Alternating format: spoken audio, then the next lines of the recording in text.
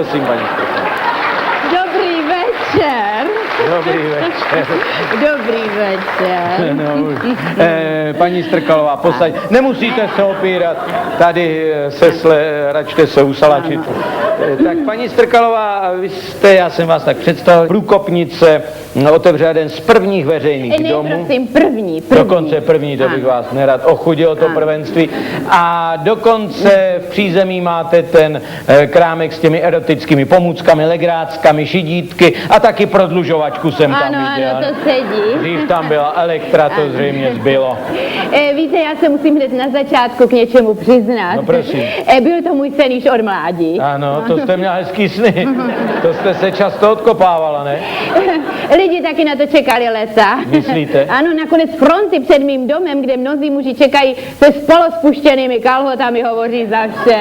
Takhle daleko to došlo. Až takhle daleko, někdy ke kolenům a někdy až ke kotníkům.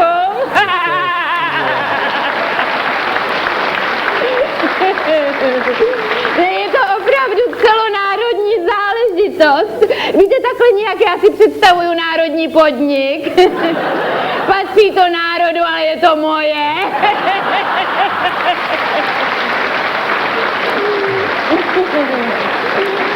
Ano.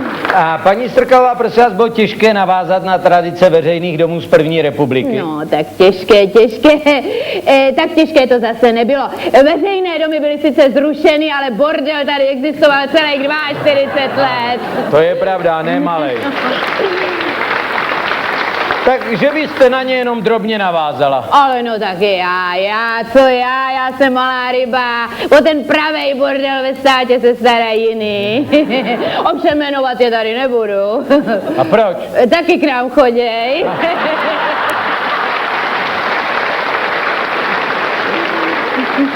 No a co získávání děvčat pro nejstarší řemeslo? Netrpí váš podnik nedostatkem pracovních sil? Nemusíte někdy sama zaskočit? No tak. Což bych ostatně, jak vás vidím zblízka zákazníkům, ani nepřál.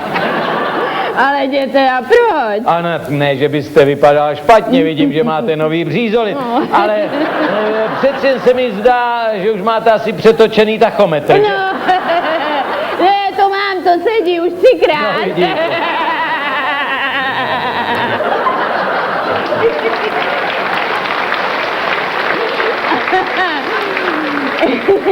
Ale pozor na mě, já se ve svým řemesle vyznám, víte? No to vám neberu. Mě dokonce v mládí přezdívali Magnet. Ano. Ne, počkejte, Magnet ne, mě říkali Váška. Ne, Váška tak... Možná klíště, ne? Ne, pak, klíště vůbec ne, sakra, víte, že já nevím. Ne, já si teď nevzpomenu. No ne, já jsem dole ještě dobrá, ale nahoře mě to nějak blbne.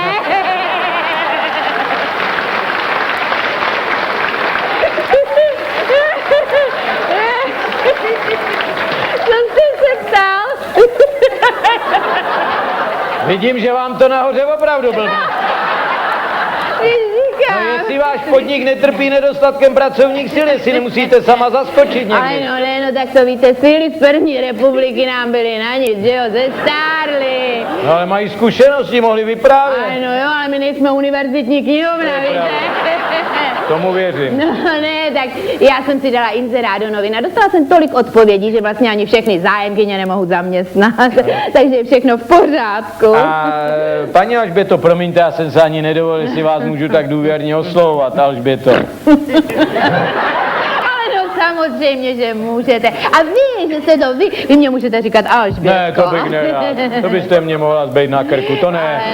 U té Alžběty bych zůstal. Víte, mně samotné jméno Strkalová připadá takové, jak bych to řekla, takové, no vulgární. Ale to ne, no, zase. ano, vulgární, no. Já už jsem si kolikrát říkala, že bych si raději ponechala své dívčí jméno. Jak dívčí jméno? No jméno po otci, pochopitelně. A jak se jmenoval váš pan otec? Díra Antonín. Tak to zůstaneme u té Alžběty, to skutečně. Prosím vás, musíte mě ometat tím vohonem. Ono to dost pouští chlupy, víte. Když už tady je. No jo, ale lína. Ale to není možný, to je polární liška. No to namlouvejte zákazníkům, já ještě poznám tchoře, víte. No tak paní Díro. Promiňte, paní Alžběto, podle jakých kritérií k vám děvčata do veřejného doupěte přijímáte? No tak samozřejmě podle vysvědčení, že? Ano. Největší důraz kladu na známku z mravu. Trvám na jedničce. Pokud angažuji děvče, které mělo z mravu 3, musí mít nejméně 3 nahoře. Vlevo nahoře nebo vpravo nahoře? No, ale děte, já vám dám vlevo i vpravo, kapitáně. Chápu, kvůli rovnováze, že? Ano, aby nepřipadávali. A co bezpečnost? Bezpečnost s náma samozřejmě spolupracuje. Mnohdy si ani neodkládají uniformy, to víte, mají málo času. Spěchají na křižovatku.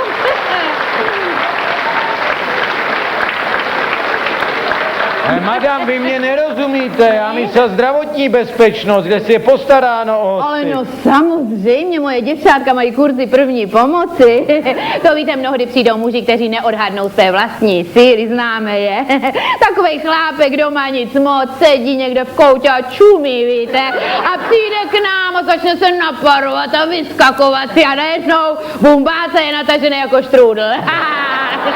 No a my běžíme, neseme kyslík, nosítka, léky, dlahy, jenomže kolikrát už je pozdě. Ano. To nepomůže ani dlaha? Ani dlaha. Ale To je pozdě.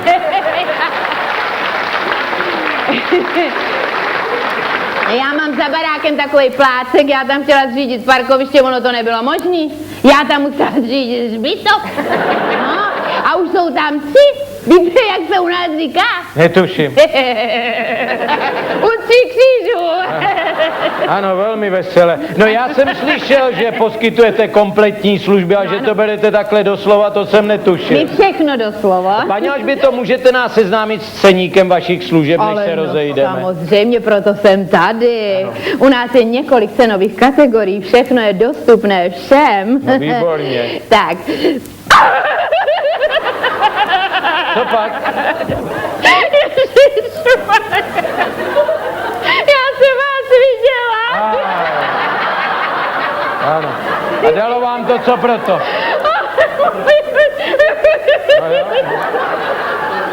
A teď si představte, paní Alžběto, že já už na vás koukám celou dobu. No to musíme jít do No to je... vám dechnout na brýle. Teď už je to zbytečný, už jsem si... Ne.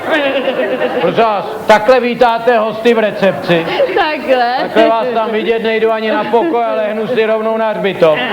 Tak prosím vás, ten ceník. Jo, tak já vemu první kategorii, ku příkladu žužu. Prosím vás, občerstvení, vy nechte nějaký cukroví, vemte rovnou holky. Ale ne, to je jméno děvčete, žužu. Žužu, prosím vás, jak je pokřtěna. No jak, žuželína, ne? Že se ptám velmi obvykle, ano. Žužu, 24 let, míry 98, 56, 98. 98. Ano. Za Roubou a Mičurin ještě, ne? Vysokoškolské vzdělání, mluví anglicky, německy, francouzsky a ta vás přijde na 500 až 800 marek. Co ta vás přijde, mně ne, teda s tím nepočítejte. Já nejsem blázen, abych celoživotní úspory dával za nějakou žuželínu. No dobře, já vemu druhou kategorii. No. Ku příkladu Lulu. Ano, já chápu, Lulelína. 28 let, míry 90, 62, 92, ano. Vzdělání oděvní průmyslovka. To je důležitý, kdyby někomu lít knoflík, aby přišel domů komplet. Ano, máte pravdu. Ta už ovšem anglicky, německy, francouzsky nehovoří, pouze v těchto jazycích vzdychá. Ach und och. Ano, něco z toho jsem rozuměl. Je to 200 až 300 marek. Ano, tak to je taky nesmysl, pořád nemáte tam nějaký děvče mimo kategorie. Ty nemusí být v sazebníku, třeba která škrábe v kuchyni brambory. No, ale prosím vás, vy potřebujete poškrábat na zádech. Ale ne, to ani ne, chtěl bych, aby mě zbylo na metr, až od vás půjdu aspoň. Já vemu rovnou 8. kategorii, to bude nejlepší. Hele, a u tý mám připsáno příležitost pro důchodce, sleva pro studenty. No, to využiju obojí. Jo. A je to Božena. Božka. Božena, 48 let. Kolik je Boženě? 48. Ještě živá, prosím. O, jistě. A jak? No. Míry pohyblivé. No co? No.